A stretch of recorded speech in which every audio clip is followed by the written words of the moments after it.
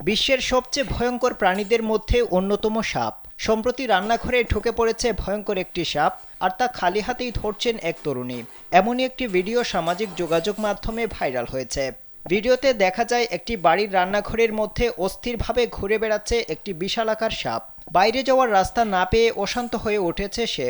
এই প্রান্ত থেকে ওই প্রান্তে দৌড়ে বেড়াচ্ছে সাপটি। এ সময় রান্নাঘরের মধ্যে শান্তভাবে আসতে দেখা যায় এক তরুণীকে। তিনি অনেকক্ষণ ধরেই সাপটির কাণ্ড দেখছিলেন। এরপর শান্তভাবে তিনি সাপটির দিকে এগিয়ে যান। বিশালাকার সাপটি মেঝেতে নামা মাত্রই খপ করে তার লেজ ধরে ফেলেন ওই তরুণী। নেটিজেনরা তরুণীর সাহসের প্রশংসা করেছেন। একজন ইন্টারনেট ব্যবহারকারী লিখেছেন, সাধারণত মেয়েরা আরশোলা কিংবা টিকটিকির ভয়ে অস্থির হয়ে যায়, কিন্তু এই তরুণী যেভাবে সাপটি ধরেছেন তা অনেক পুরুষের পক্ষেও সম্ভব নয়। স্যান্ডেলিনা সো, রূপচর্চায় আভিজাত্য।